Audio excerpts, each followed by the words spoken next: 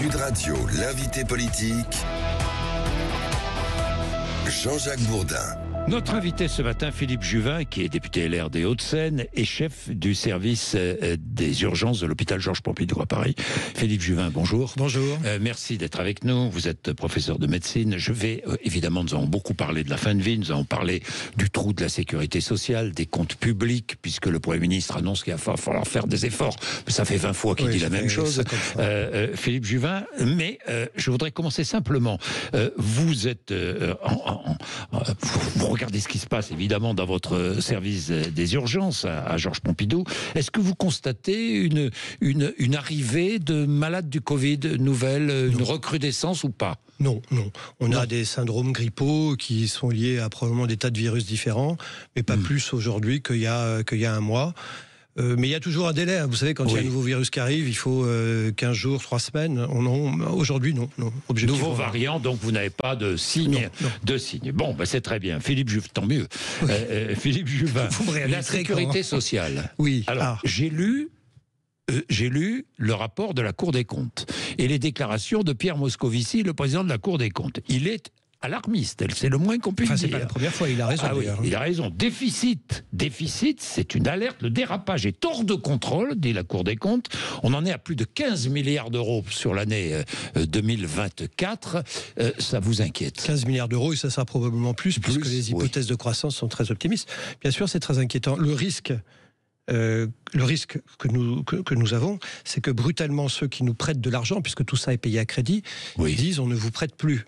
Oui. Pourquoi au fait ça tient ? Pourquoi on a des déficits partout à la Sécu et d'ailleurs de l'État ? Et pourquoi finalement on continue qu'à un quart ? On continue qu'à un quart parce qu'il y a des gens qui acceptent de nous prêter de l'argent tous les jours. Globalement, la Banque Centrale Européenne qui garantit un petit peu tout ça et des investisseurs étrangers. Mais le jour où la Banque Centrale Européenne dit sous la pression d'un certain nombre d'États qui en auront assez de payer pour les mauvais élèves, les Français et les Italiens pour faire court, et bien là, tout peut s'arrêter brutalement. Et Moscovici a raison de tirer la sonnette d'alarme parce que la France a cette incapacité à se réformer et à ne se réformer que quand elle est au bord quand elle est au fond du trou. Nous sommes au bord du gouffre et quand on y sera au fond, il faudra faire des efforts. Donc, vous vous rendez compte que cette année, la Cour a refusé de qualifier, comme on dit, de confirmer les comptes de la branche famille. C'est-à-dire les comptes il y a plusieurs branches, vous savez, maladie, famille, sécurité retraite, sociale, bien sûr. De la Sécu. Et dans la branche famille, la Sécu a dit, la Cour des comptes a dit non, on ne peut pas certifier les comptes. Oui. Il y a un trou de 6 milliards, et on ne sait pas où ils sont. Oui, on ne sait pas où ils sont, mais c'est vrai. Oui. Alors, la Cour des comptes avance des mesures drastiques pour gérer ce déficit et combler une partie de ce déficit. Que faut-il faire ? Quelles mesures faut-il appliquer pour rééquilibrer les comptes de la sécurité sociale ? Il y a deux choses à faire. D'un côté, il faut travailler sur les recettes. On a des recettes qui sont surtout des recettes liées à l'activité et au travail. Or, vous savez qu'en France, on travaille moins en masse que nos voisins. Et puis, deuxièmement, à côté, il y a baissé les dépenses. Je vais vous donner 2 exemples de dépenses. Les indemnités journalières, les arrêts de travail, plus 56% en 5 ans. On s'arrête plus 56% fois qu'il y a 5 ans. Tout ça fait peser un trou de 21 milliards. Mais tout le monde est complice alors. L'assuré social, le médecin, le chef d'entreprise, tout le monde est complice. C'est une société de laisser aller où, au fond, on accepte que l'arrêt de travail soit un mode de régulation sociale. Voilà. Et je vous donne un deuxième exemple qui est très hospitalier. Là. Globalement, un tiers des maternités, j'ai le chiffre, sur 163 maternités sur les 457, un tiers donc, font moins de 2 accouchements par jour. Mais pardon, je vais vous dire une chose très simple. Je ne mets pas en cause la qualité, la bonne volonté des équipes qui travaillent dans ces maternités, mais quand vous faites 2 accouchements par jour, forcément, vous savez moins bien faire la médecine que quand vous êtes dans une maternité qui en fait plus. Donc on a un toilettage aussi de l'offre de soins à faire. C'est-à-dire d'un côté, il y a des gens qui ne peuvent plus se soigner, qui n'ont pas de médecin, et de l'autre, on a une sorte de d'émiettement d'une offre de soins qui est probablement d'une qualité. Donc il faut réorganiser le système de santé en France.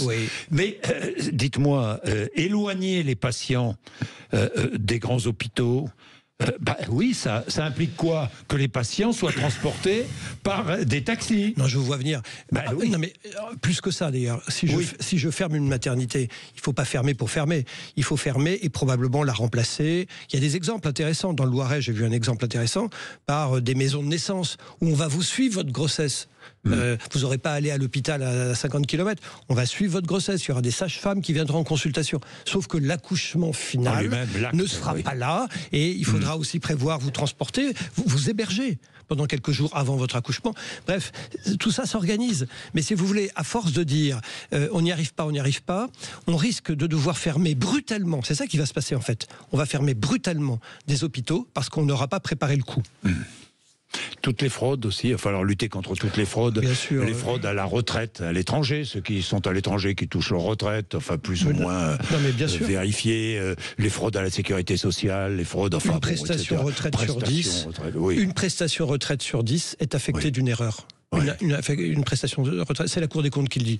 Donc, d'un côté, l'offre de soins qu'il faut probablement reconcentrer, réorganiser, des économies, baisse des dépenses, les indemnités journalières, les fraudes, et puis les recettes. Encore une fois, on finance notre système de santé sur le travail, or les gens travaillent moins. Donc, du coup, on voit les conséquences de cette affaire. Bien, la loi sur la fin de vie. Donc, on arrive au vote, premier vote à l'Assemblée nationale, 2 textes, je le rappelle.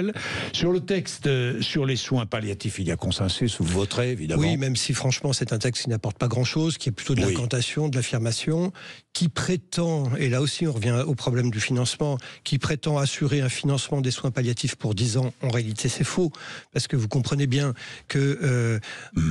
Comment assurer qu'on aura un financement dans 10 ans alors qu'on n'est pas fichu de boucler les comptes de cette année? Oui. Donc tout ça est quand même très cosmétique, mais c'est de l'affichage. Il faut dire qu'on va développer les soins palliatifs. On ne dit pas comment, on va former les gens, parce que le problème des soins palliatifs, quand même. On va voter pour, parce que ce qui est dedans n'est pas négatif. Sauf que ça ne servira pas à grand chose. En revanche, il y a un deuxième texte sur ce qu'on appelle l'euthanasie. Vous voterez pour ou contre? Je vais voter contre. Pourquoi? Parce que d'abord, les Français ne veulent pas qu'on les aide à mourir, ils veulent moins souffrir. On nous dit les Français ils sont pour cette loi, mais les Français d'abord ils veulent qu'on les soigne. Vous vous rendez compte que un Français sur 2 qui aujourd'hui a besoin de soins palliatifs n'y a pas accès. Un Français sur 2. Est-ce que vous vous rendez compte que il va être plus rapide d'obtenir l'euthanasie 2 à 17 jours dans la loi qu'une consultation contre la douleur 2 à 9 mois en France pour avoir une consultation de la douleur. Donc une de mes inquiétudes, c'est qu'avec des critères qui ne sont absolument pas stricts, contrairement à ce qu'on nous dit, on va avoir des gens qui ont potentiellement plusieurs années à vivre. Ce n'est pas une loi sur la fin de vie, ça couvre aussi des gens qui ont plusieurs années à vivre, mais qui risquent aussi de choisir l'euthanasie ou le suicide assisté par défaut d'accès aux soins. Elle est là une de mes grandes craintes. Est-ce que ça veut dire que ceux ou celles qui votent ce texte renonce à prendre soin des plus vulnérables? Alors, évidemment, personne ne renonce volontairement à prendre soin des plus vulnérables. Mais on vend aux députés une loi avec des critères stricts. Ils ne sont pas stricts. On vend aux députés une loi sur la fin de vie. Ce n'est pas sur la fin de vie. On vend aux députés une loi de liberté et ce n'est pas une loi de liberté. Je vais vous donner un exemple. D'abord, on n'est jamais libre totalement parce qu'on vit en société. Et est-ce que vous croyez qu'on est libre quand on a une dépression ? Les psychiatres savent que non. Il n'y aura pas d'avis obligatoire du psychiatre. Est-ce que vous croyez qu'on est libre quand on est pauvre ? Quand vous êtes grabataire, que vous êtes dans votre lit, que vous êtes dans votre sueur, votre urine, vos selles, pardon, je suis un peu cru, et que l'infirmière ne passe qu'une fois par jour, parce que vous ne pouvez pas vous payer quelqu'un 24/24 chez vous, est-ce que vous ne croyez pas que la fin de vie est plus compliquée que quand vous avez quelqu'un autour de vous qui vient vous laver en permanence et vous changer ? Donc moi je crois que c'est une loi qui est faite par des gens plutôt bien portants, qui ont peur de la déchéance, mais qui va d'abord s'appliquer aux gens pauvres et aux gens isolés qui n'ont pas d'autre solution. Dans l'Ontario, si vous n'êtes pas persuadé par ce que je vais vous dire, dans l'Ontario, 30% des suicidés, la loi existe, 30% sont des handicapés. Pourquoi il y a une surreprésentation, à votre avis, des handicapés dans les pays où la loi est légalisée ? Il y a une surreprésentation d'un certain nombre de catégories de gens, dont les personnes handicapées, parce que à ces gens-là, on leur offre, au lieu de les aider à vivre, une aide à mourir. Alors, je rappelle les conditions pour être éligible à cette aide à mourir: être majeur, être français ou résident régulièrement en France, être atteint d'une affection grave et incurable, maladie grave et incurable qui engage le pronostic vital en phase avancée ou terminale. Hein. Oui, phase avancée ou terminale, ça veut dire quoi, ça, phase avancée ou terminale? Par exemple, ça peut vouloir dire que vous pouvez aussi avoir plusieurs années à vivre. Si vous avez un cancer du sein avec des métastases osseuses, avec les immunothérapies, ça répond aux critères: maladie grave, incurable, phase avancée, il y a des métastases, mais vous pouvez vivre plusieurs années. Quand vous êtes dialysé, vous savez, il y a des gens qui sont en dialyse. Oui, mais j'exprime mon choix. Alors, la question... J'exprime mon choix. Absolument. Bien, d'abord, il faut être apte à exprimer sa volonté de manière libre et éclairée. C'est ce que dit le texte, on est bien d'accord. Hein. Donc, avoir du discernement. Donc... Non, c'est faux, pardon. Ah bon ? Oui, c'est faux. Ça, c'est ce que dit l'article 4. Et à l'article 6, vous lisez: la personne dont le discernement est gravement altéré ne peut pas être regardée comme manifestant une volonté libre et éclairée. Gravement altérée. Mais, pardon, moi je pense que quand quelqu'un a un discernement même un peu altéré, son consentement n'est pas libre. En fait, même la définition du consentement éclairé n'est pas claire. Encore une fois, quand vous êtes dépressif, pardon. Quand vous êtes autiste, pardon. Quand vous êtes schizophrène, pardon. Quand vous êtes déficient intellectuel, pardon. Non, votre consentement n'est pas total. Mais Philippe Juvin, le médecin vérifie. C'est ce qui est inscrit dans la loi, ce qui est prévu. Il recueille les avis d'un collège de professionnels de santé. Mais in fine, il décide seul. Eh bien, écoutez, on nous dit effectivement, soyez rassurés, il y a plusieurs personnes qui vont étudier votre dossier. Regardons, article 6. Vous allez d'abord rencontrer en tout et pour tout potentiellement qu'un seul médecin. Vous ne verrez physiquement qu'un seul médecin. Et c'est lui qui décidera. Et effectivement, il doit prendre l'avis d'un deuxième médecin qui ne pourra ne pas vous voir, qui pourra simplement regarder votre dossier. Je suis désolé, mais quand vous regardez votre dossier et qu'on ne vous voit pas physiquement, votre niveau d'information par rapport à celui qui vous a vu n'est pas le même. Ce n'est pas une décision collégiale. Deuxièmement, j'avais demandé, moi, qu'il y ait un psychiatre obligatoire. Il n'y aura pas de psychiatre obligatoire. Il demandera l'avis de ce qu'on appelle un auxiliaire médical, un aide-soignant qui vous connaît, ça c'est bien. Mais à défaut, alinéa 7, un autre auxiliaire médical, donc quelqu'un qui vous a jamais vu. Vous savez ce que c'est un auxiliaire médical? Ça peut être un aide-soignant, ça peut être un pédicure-podologue, un diététicien, un orthoptiste. Moi, pardon, ils sont très sympathiques les orthoptistes, mais je veux pas qu'un orthoptiste qui ne m'a jamais vu donne un avis sur mon cas. Alors on nous dira, mais non, c'est pas comme ça que ça se passera, sauf que c'est comme ça que la loi est écrite. Et puis j'avais souhaité, moi, parce qu'il y a des abus de faiblesse, vous savez que ça existe, ces abus de faiblesse, les héritages qui sont longs à arriver, les familles qui sont fatiguées ou qui sont pas aimantes. En France, il y a 2 condamnations par jour pour abus de faiblesse. 2 condamnations par jour. Donc il y aura des abus de faiblesse. Et qui va contrôler ces abus de faiblesse? Le médecin, tout seul. Comment il fait? C'est pour ça que je souhaitais qu'un juge soit saisi du dossier et dise, oui, le consentement est bien libre et éclairé. Bref, un contrôle a priori avant l'euthanasie. Ça a été refusé. Ah, il y aura un contrôle, ouais. Oui, il y a une commission de contrôle, vous ne l'avez pas dit? Oui, bien sûr. A posteriori, quand vous serez mort. Ah ben ça vous fait une belle jambe, tiens. Contrôle a posteriori. Alors, il a été voté aussi un délit d'entrave. À l'accès à l'aide à mourir. Ça ne me choque un peu pas. Comme le délit d'entrave à une IVG. Alors ça ne me choque pas. Ça ne vous choque pas, non? Parce qu'on a ouvert, entre guillemets, un droit. Donc il est normal que la loi réprime ceux qui empêchent l'accès. Non, ce qui m'a choqué, c'est 2 choses sur le délit d'entrave. Premièrement, je pense qu'il fallait mettre en balance un délit d'incitation au suicide assisté pour que la personne ne vous dise pas faut y aller, mais oublie de vous dire qu'il y a des alternatives, les soins palliatifs en particulier. Ça a été refusé. Et surtout, j'avais proposé, ça a été refusé, c'est très dommage, qu'on exclue du champ d'application du délit d'entrave, c'est-à-dire qu'on ne puisse pas leur reprocher, tous ceux dont le métier est d'essayer de vous dissuader de vous suicider. Un psychiatre, un prêtre dans un hôpital, il y a des aumôniers, ou simplement une association de prévention du suicide. J'aurais souhaité que ceux-là, dont le métier est plutôt de vous dire, Monsieur Bourdin, ne vous suicidez pas, il y a d'autres solutions, eh bien on ne puisse pas les accuser de délit d'entrave. Alors on me dit, non, ça ne sera pas le cas en pratique, sauf que la loi ne le précise pas et je le regrette. Est-ce qu'il y a du business autour de l'aide à mourir ? Alors, aucun député, j'en suis persuadé, aucun député ne vote cette loi pour faire des économies. Attention, vous voyez, il faut être très clair. Mais c'est très important. C'est très important ce que je viens de dire. Parce que ça veut dire quoi? Favoriser l'aide de mourir, ça veut dire plus de soins palliatifs, c'est-à-dire ça coûte moins cher à la sécurité sociale et à la société. Non, mais ce qu'on sait, c'est qu'au Canada, ils ont fait 80 millions de dollars d'économies l'année dernière grâce au suicide assisté. Pourquoi? Parce que la fin de vie, ça coûte très cher. Quand vous êtes en réa, ça coûte très cher à la société. Mais que les choses soient claires, aucun député qui est pour cette loi ne le fait parce qu'il veut faire des économies. Simplement, il y aura des économies qui sont faites de facto. Et moi, je suis frappé, si vous voulez, qu'un certain nombre de mutuelles, dont le job quand même est de rembourser les soins, c'est ça. Soit des pros suicides assistés, aussi décidés. Ils ont le droit de l'aide pour des raisons philosophiques, je ne leur reproche pas, mais il y a une sorte de conflit d'intérêts. Imaginez qu'une compagnie américaine, assurance privée de santé, capitalistique, qui rembourse vos soins, vous ait fait du lobbying pour légaliser l'aide à mourir. On aurait dit quand même, c'est scandaleux. Là, quand les mutuelles le font, personne ne s'en émeut, c'est un peu curieux. Moi, je demande aux mutuelles, si vous voulez, plutôt de rembourser. De rembourser tous les soins. Vous savez, quand on est sous morphine à haute dose à la fin de sa vie, on est constipé, c'est très douloureux. Il faut des laxatifs, ça coûte pas grand-chose. Sauf que c'est pas remboursé par les Sécu et donc c'est pas remboursé pour les mutuelles. Alors les mutuelles, au lieu d'utiliser mon argent à faire des campagnes de pub, je préférerais que cet argent soit utilisé à rembourser des laxatifs à tous les malheureux qui sont obligés de faire des économies sur les laxatifs. Philippe Juvin, si nous parlions un peu de politique, j'avais envie, Bruno Retailleau a été élu, après tout cela, Bruno Retailleau a été élu président des LR, quand même, dites-moi, Bruno Retailleau, président des LR, mais lui s'opposait à la constitutionnalisation de l'IVG. Il est contre l'interdiction des thérapies de conversion par les homosexuels. Vous êtes pour ou contre? Mais moi j'ai voté la constitutionnalisation, c'est dur à dire, de l'IVG. Il y a 2 ans. Oui. Je l'ai voté. Et j'ai soutenu Bruno Retailleau.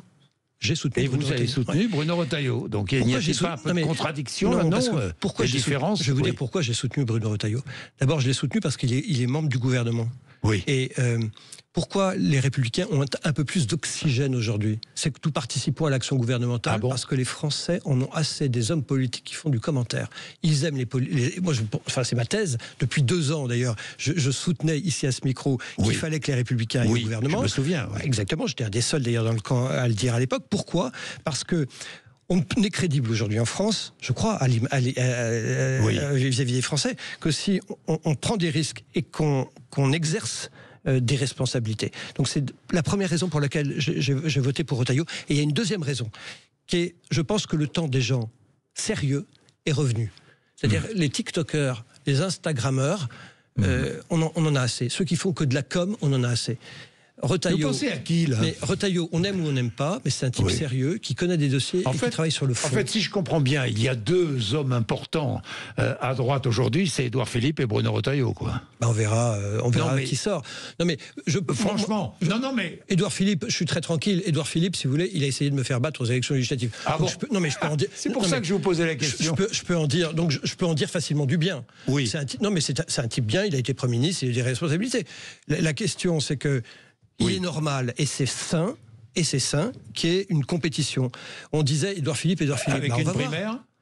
Il faudra bien un moyen pour départager tout le monde, parce que attention, s'il y a plus de 2 candidats dans ce qu'on appelle le bloc central, on ne sera pas au second tour.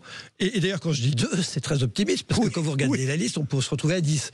Donc, je pense qu'il faudra un moyen. Alors, je ne dis pas le mot primaire, même si j'y pense très fort. Pourquoi? Parce que c'est très freudien.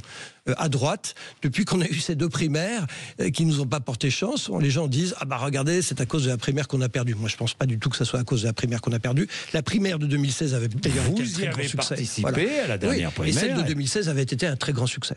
Donc, je pense qu'il faudra un moyen. Je dis pas primaire pour cette crainte freudienne d'utiliser le mot interdit, mais il faudra bien un moyen pour nous départager. À moins que les sondages disent, regardez, il y en a un qui est devant. Mais vous savez, quand il y en a un qui est derrière dans les sondages, il a toujours l'idée de se dire qu'il va remonter. Et qui sera devant un jour. Il faudra bien un moyen pour départager. Mais dites-moi, Philippe Juvin, jusqu'à quand peut-il rester au gouvernement? Qui ça? Jusqu'à quand Bruno Retailleau. Jusqu'à quand ce gouvernement peut-il tenir? La question, c'est pas tant de Bruno Retailleau, c'est la question du gouvernement. J'aime pas trop la politique fiction, mais tout de même, tout le monde pose la question. François Bayrou n'arrête pas, encore une fois, ce matin, il dit il va falloir faire des économies et tout. Enfin, il répète ça, comme je le disais tout à l'heure, depuis des mois et des mois. Comme tout le monde depuis des années. La question, c'est de le faire. Le moment clé, ce sera le budget, évidemment. Bien sûr. Est-ce que Bruno Retailleau doit continuer à accompagner cette action gouvernementale? Absolument. Moi, je crois que c'est indispensable parce que tout ce qu'il fait, est précieux. Pour les Français, la loi contre le trafic de stupéfiants particulièrement récemment, le rapport sur les frères musulmans qui ne serait pas sorti. Sans Bruno Retailleau, on voit bien qu'il a été un de ceux qui l'a poussé à le sortir. Il rend de très grands services. Évidemment, c'est un gouvernement de coalition et c'est moins facile que d'habitude. On est moins efficace quand on est ministre aujourd'hui que quand on était ministre, quand il y avait une majorité stable, etc. C'est comme ça. Mais il vaut mieux ça? Ou il vaut mieux le chaos avec des insoumis au gouvernement? Parce que c'est ça la question qui se pose, M. Bourdin. Si nous, on ne va pas au gouvernement, qu'est-ce qui se passe? Qui va? C'est le Rassemblement National ou les insoumis? Exactement. Vous prenez le risque de ça? Vous avez invité M. Caron hier. Je crois que c'était intéressant. Hein. M. Caron, ministre, ça va? C'est bien? Ça vous plaît? Philippe Juvin, une dernière question sur ce qui agite la classe politique. Monsieur Caron, qui a d'ailleurs déposé une proposition de loi, alors qu'on va légaliser l'euthanasie pour les personnes, les hommes et les femmes, qui a déposé une proposition de loi fort opportune pour interdire l'euthanasie chez les chiens et les chats. Vous voyez, c'est intéressant quand même, cette balance. Oui. Les réseaux sociaux, la polémique à propos de Brigitte et Emmanuel Macron. Comment est la polémique et les heures consacrées sur les chaînes d'information. Qu'est-ce que vous en pensez? C'est lamentable. Écoutez, de deux choses l'une, disons les choses. Ou bien ils se sont engueulés. Et alors, excusez-moi, mais trouvez-moi un couple qui s'est jamais engueulé. Moi, je leur mets, je leur donne, je les sanctifie, je leur donne le prix Nobel de la paix des ménages. Soit ils chahutaient, et dans ces cas-là, ils chahutaient. Mais c'est pas un sujet. Écoutez, non, vraiment, c'est pas un sujet. Franchement, qu'on s'occupe de ça, alors que les finances publiques sont en train de s'écrouler, que la Cour des comptes dit attention, on va plus pouvoir payer les retraites et les salaires des fonctionnaires, parce que c'est ça en fait qui est dit, où on va plus du tout pouvoir rembourser les hôpitaux. Moi, je suis plutôt inquiet de ça plutôt que d'une image fugace à la porte d'un avion. Fugace, et on oublie qu'on a vendu 20 Airbus au Vietnam. Personne n'en parle. Vous voyez, même moi je ne savais pas, et dans ce cas-là, je m'en félicite. C'est une très bonne chose. Merci Philippe Juvin. Merci. Il est 8h56. Vous êtes sur l'antenne de Sud Radio. Merci. Sud Radio. Sud Radio. Parlons vrai. Parlons vrai. Sud Radio. Parlons vrai.